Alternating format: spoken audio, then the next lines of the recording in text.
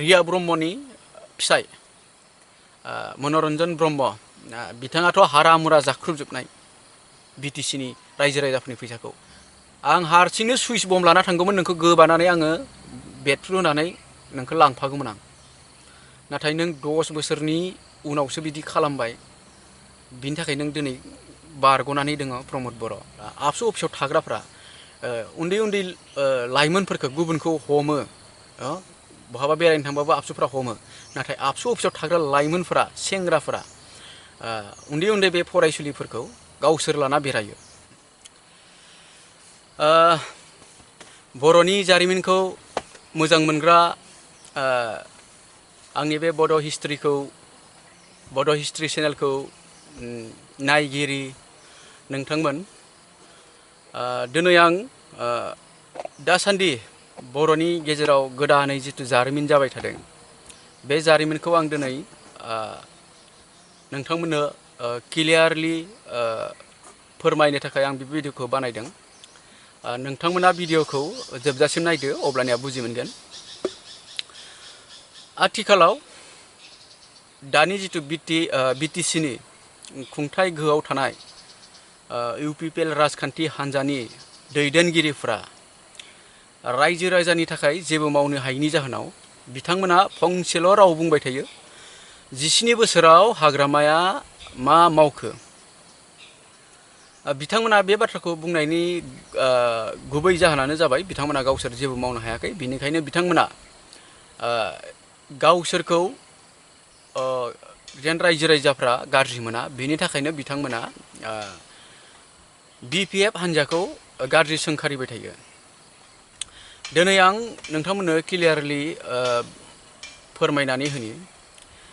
UPPL राजखान्थि हान्जायाव सासेबो नेता मोजां लिडार गैया साफ्रोमबो लिडारफोरा थगायसुला गोनजा प्रमद बर' बिथाङा बिटिआर एकर्ड जानायनि आगोलबो थगायबाय नङा होमबा राजखान्थियाव फैया बुंदोंमोन बिटिसिनि चिफ इएमजिएम कुनु एमपि एमएलए जेबो जाया होनना बुंदोंमोन नाथाय बिथाङा दिनै बिटिसिनि सिइएम जानानै दङ एकर्डनि बेलायाव बिथांमोना रन्जन दैमारि सारखौ 1 मान्थनि थाखाय बिटिआर एकर्डआव मदद होनो थाखाय रन्जन दैमारि सारखौ बेलाव बख'बाय दानसेनि थाखाय आरो प्रमद बर'आ मा बुंदों बिटिआर मुङानो बेसेबांबा गिदिरखा बे एकर्डनि जुगिदि रन्जन दैमारियाबो गबाय दिनै प्रमद बर'नि खोथा बाथ्राया जुदि सैथोमोनबा बिथाङा थगायसुला नङामोनबा दिनै रन्जन दैमारि सारा बोरै जेलाव थांफिनखो रायजो राजाखौ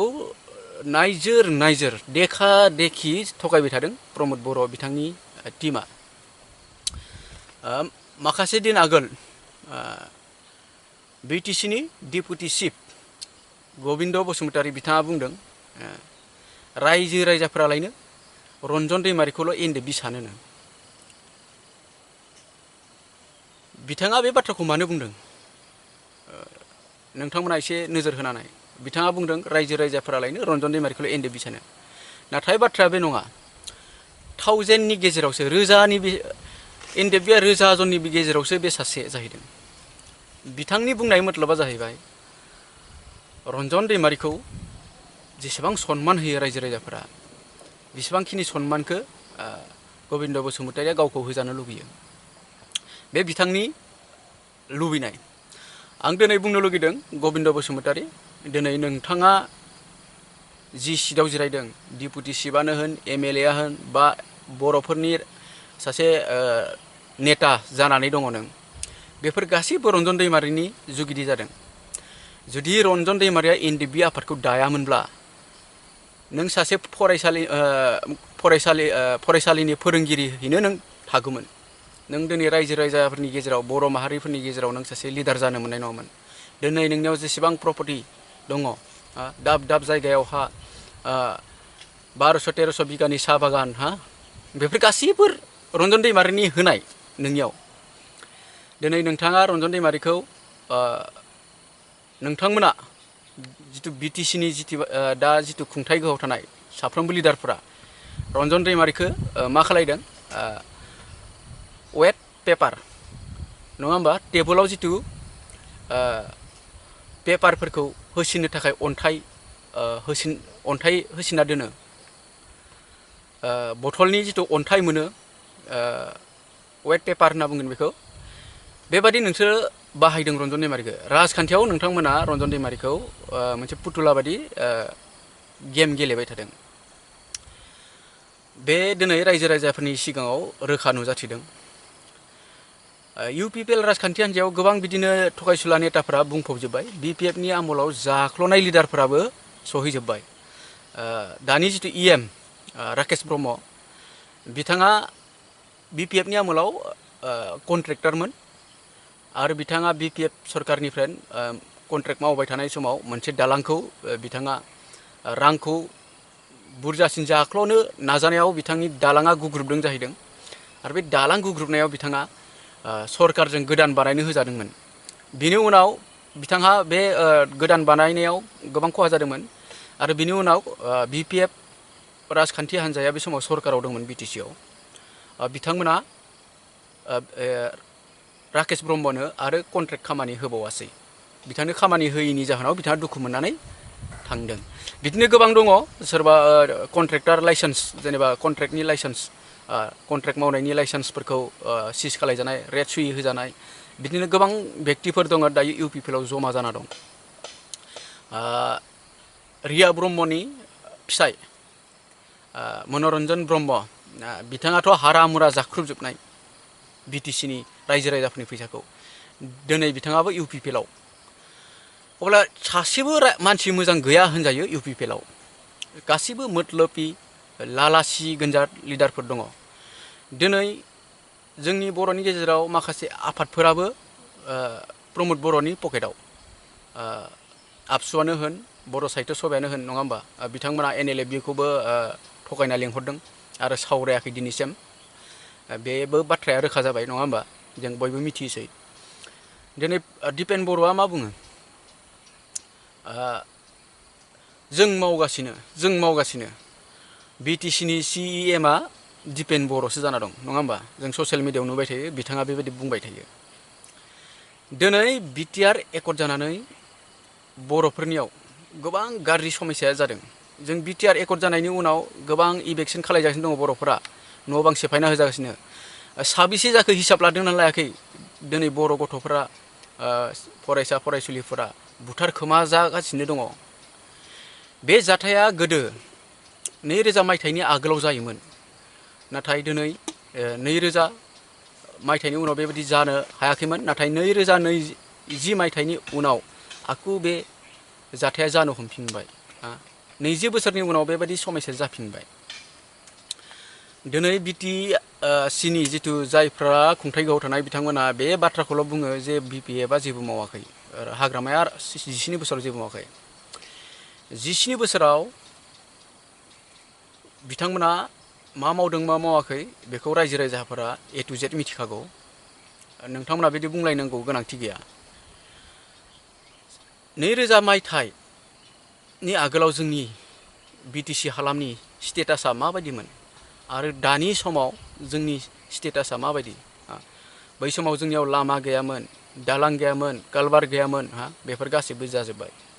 जोंनि न' बांफोरा गाज्रि हालातमोन न' बांफोरा जोंनियाव रायजो राजाफोरनि न' बांफोरा जोंबाय जोंनि बर' हारिनि आखायाव थाखा फैसा थायामोन दिनै बयनिबो आखायाव थाखा फैसा जाजोब्बाय गारि गुरा गैयामोन गारि गुरा जाजोब्बाय बेफोर गासिबो हाग्रामानि जुगिदि जादों कारन मानो होनना बुंबा हाग्रामाया बिटिसिआव रायजो राजानो जेबो होनो हायाखैब्लाबो माखासे साफा सानैया साकरि मोनबाय आरो रायजो राजानि थाखाय मावना होबाय किन्तु जेबो होनो हायाखैबाबो हाग्रामा महिलारिया रांखान्थिखौ रायजो राजाफोरनो अपेन होदोंमोन बिपिएफनि आमोलाव श्रीरामपुर गेटआ बन्द जादोंमोन दिनै इउपिपिएल सरकार फैबाय श्रीरामपुर गेटआ कालेक्सन जाफिनबाय बेबायदि बेफोर गासै जेंनाया जाबाय प्रमद बर' बिथाङाबो बुजियाखै बिथांखौ दिनै आथिखालाव बयबो रायजो राजाफ्रा दाउखा बुङोसै नङा होमबा बेबो हारसा हिन्जाव लानायखाय बिथांखौ दाउखा बुङोसै बे आरो दावखानिनो सालखा 17 बोसोराव बर'फोरा ओरैबायदि डेभेलप जादों 2003 मायथाइनिफ्राय लानानै बे 2020 मायथाइसिमाव ओरैबायदि डेभेलप जादों जोंनि बर'फ्रा गथ' गथायफोरखौ गोदो 20 बोसोर आगोल इंलिश मिडियामाव सोनो हायामोन दिनैनि दिनाव नायदो इंलिश मिडियामाव सोजोबोसै सरकारि स्कुला थैदोंसै जोंनियाव साफा सानैल' दंथारसै सरकारि स्कुलाव फरायनाय दावखाफ्रा गिदोंमोन जोंखौ जोंनि बर'फोरा 100आव 80% स्टुडेन्टफोरा प्राइभेट स्कुलनिफ्राय थांगासिनो दङ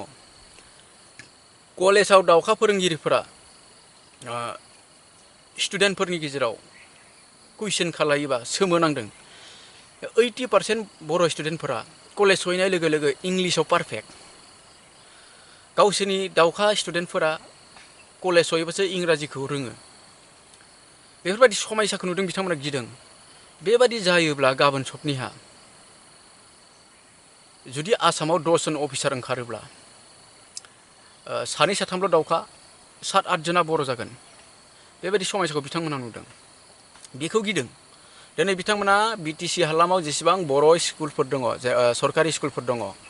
बेफोराव नोजोर होना नायदों जे बर' स्टुडेन्टफोरा बहा थांजोबखो बर' गथ'फोरा बहा फरायजोबदों नुदों जे लिस्टआ खमथार गासैबो प्राइभेटआव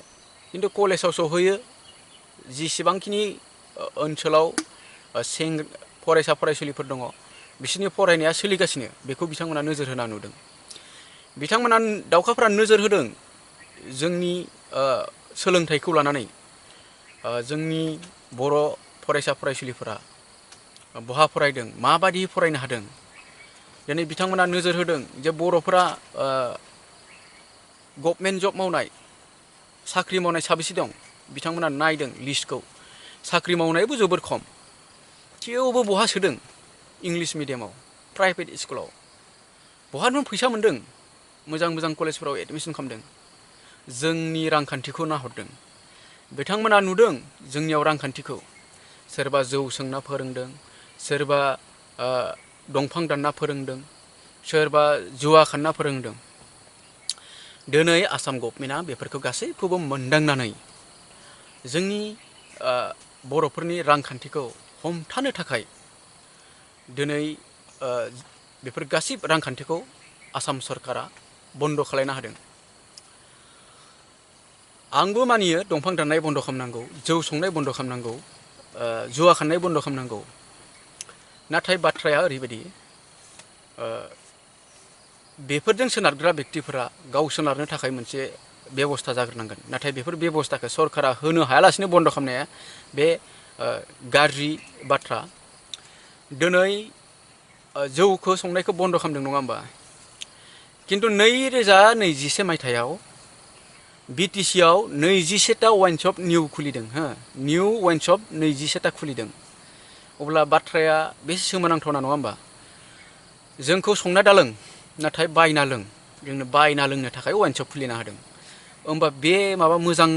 खामानि जादों नामा जोंखौ बोस्लदनायनिसो बियो लामा जों बर'फोरनि थाखा फैसाखौ बोस्लदनो थाखायसो बिथांमोना बे बुद्धिखौ बाहायदों बेखौ दिनै बर' रायजो राजाफोरा बुजिनो जोबोद गोब्राब मानोना जोंनि बर'फोरा जेब्लानोखि बिपिएफ राजखान्थि हान्जाया बिटिसिआव खुंथाय गोहोआव दंमोन आरो फारसेथिं एनडिएफबि आफादा दंमोन अब्ला गुबुन हारिया जोंखौ मैखोम गिनो गोनां जादोंमोन जोंनि सासेबो मानसिखौ बुथारखोमानो हायाखैमोन जोंखौ नासयनो हायाखैमोन दिनै जोंनियाव बिपिएफ राजखान्थि हान्जायाबो जेनबाय सिनस्रि सेफाय जाबाय बेनिफ्राय एनडिएफबि आफादाबो डिसबेन्ड खालायजाबाय बेनि उनाव नायदो इलेक्सन खालायनाय बुथारखोमागासिनो दङ नङा होमबा ससियेल मिडियायाव जों नुगासिनो दङ बुथार गारगासिनो दङ बर'फोरखौ बेबायदि जोंखौ जोंनि रांखान्थिखौबो फोजोबनानै होदों दावखाफ्रा बे जोबोद जोंनि थाखाय दुखुनांथावना दिनै आं बुंनो लुगैदों प्रमद बर'आ सिइएम जानायनि आगोलनो बिटिआर एकर्डखौ खालामनायनि आगोलनो बिथाङा साब दालाय न' बानायना लादों बे साब दालाय न' लुनायाव बे जुवा खानगिरिफोरनि फैसाबो दङ बिथाङा अर्डार खालामो रां नांगौब्लानो मा डिस्ट्रिक्टआवहा बिथाङा कालेक्सन खालामनो थाखाय खावलायहरो आरो डिस्ट्रिक्टनिफ्राय आनसलिकआव थाङो आनसलिकआव कालेक्सन खालामो बै कालेक्सन खालामग्राफोरा जुवा खानगिरिफोरनिफ्रायबो कालेक्सन खालामदों अब्ला बिथांनि बै न' लुनायाव जुवानिबो फैसा दङ दिनै बिथाङा बिटिसिनि हालामनि मानसिफोरनि रांखान्थिखौ बन्द खालामना होनानै गावहा टेब्रेगाव साकरि जाबाय नेता जाबाय बे जोबोद गाज्रि हुदा बे प्रमद बर'नि बियो रायजोनि लिडार मोनबा रायजो राजानि समायसाखौसो नाहरग्रोनांगौमोन खिन्थु गावहा सुबिदा जानाय लोगो लोगो रायजो राजानि सुबिदाखौ ब्लक खालामनाया बे जोबोद दुखुनांथावना बाथ्रा जियानो जादोला लोगोफोर नोंथांमोना भिडिअखौ नायनानै बुजिदों जानांगौ जे जोंनियाव मा समयसाफोरा सोमजिगासिनो जोंनि रांखान्थि बन्द जादों जोंनि हारिया नारसिन जाफिननो हमबाय नङा होमबा बेफोर गासिबो दानि जितु इउपिपिएल राजखान्थि गोहो थानाय दैदेनगिरिफोर दङ बिसोरनि जुगिदि जादों दिनै आं थोंजोङै खावलायबावनो लुगैदों दिपेन बर'नि जितु आबसु बेखौ डिसबेन्ड खालायनायानो साबसिन जासिगोन मानो होनना बुङोब्ला दिनै आबसुआ राजखान्थि हान्जासो जोंनि गेजेराव गोबां समायसा जादों नाथाय बेफोरखौ जेबो नोजोर होआलासिनो राजखान्थियावसो बिथांमोना खारफागासिनो दङ बिनिखायनो आबसुखौ एनडिबिखौ जेरै डिसबेन्ड खालायदों बेबायदि डिसबेन्ड खालायनांगौ जेसेबांनिख्रुइ गोजाम मावथिफोर दङ आबसुआव गासैखौबो डिलेट खालायनांगौ आरो गोदान सोजोबनांगौ अब्लासो आबसुखौ रायजो राजाफोरा मान सनमान होनांगौ होजासिगोन नङाब्लाथ' होनांगौ गैला आं पार्सनेलि आं आबसुखौ दायो रेसपेक्ट होनो सानथारला खारन मानो होनना बुङोब्ला आबसु अफिसाव थाग्राफ्रा उन्दै उन्दै लाइमोनफोरखौ गुबुनखौ हमो बहाबा बेरायनो थांबाबो आबसुफ्रा हमो नाथाय आबसु अफिसाव थाग्रा लाइमोनफोरा सेंग्राफोरा उन्दै उन्दै बे फरायसुलिफोरखौ गावसोर लाना बेरायो 16 नभेम्बर माबा माबि बे प्रग्रामफोराव बिदिनो स्टुडेन्टफोरखौ मोसानो मानो थाखाय लेंहरो स्कुलनिफ्राय बेयावनो बिथांमोना पटायनानै लायो फन नाम्बार लायो बिदिनो रायलाय बिदिनो लाबथिंग्रा खालायो बेबायदि आबसुखौ दिनै रायजो राजाफोरा दोनबाय थानाया मोजां ना फोजोबनाया मोजां बेखौ रायजो राजाफोरा बिसार खालायनांसिगौ खारन दिनैनि दिनाव आबसुआ हारिनि थाखाय मोजां मावनाय जों नुवाखै एभिक्सन खालायजानाय जों नुगासिनो दङ बुथारजानाय नुगासिनो दङ दिनै आबसुआ बेफोराव जेबो एक्सन लायाखै अब्ला बियो आबसुनि महर लानाया माबा मोजांनि फिथाइ थायगोन नामा बे दिनै रोखा नुजागासिनो जियानो जादोला लोगोफोर 17 बोसोराव हाग्रामाया जेबो मावाखै बे बाथ्राखौ इउपिपिएलनि जितु बुंबाय थायो बिथांमोना जोबोर लाजिनांगौ खारन 17 बोसोराव हाग्रामाया बिटिसिखौ फोजोंनायजों लोगोसे दा जितु प्रमद बर'मोन जिरायनाय टेबोल चेयार बेबो हाग्रामानिनो बानायनाय नङा होमबा हाग्रामानिनो बानायनाय नाथाय बेयावनो जिरायना बिथांमोना हाग्रामाखौ जेबो मावाखै बे बुंबाय थानाया जोंनि थाखाय जोबोर लासिंसिं बाथ्रा आरो आं दिनै क्लियारलि बुंनो लुगैबावबाय रन्जन दैमारि सारखौ दानि जितु खुंथाय गोहो थानाय सरकार बिथांमोना थाबैनो बरननांगौ जुदि बरनाब्ला बे उनाव गाज्रि फिथाइ थायगोन दिनैनि तारिखाव दिनैनि दिनाव जेनेबा दिनैनि बे समाव जितु प्रमद बर'आ रायजो राजाखौ थगायदों बेबादि नोंथाङा जुदि 10 बोसोर आगोलनो जुदि थगायोमोनब्ला नोंथाङा दिनै बे संसाराव गोथाङै थानाय नंलामोन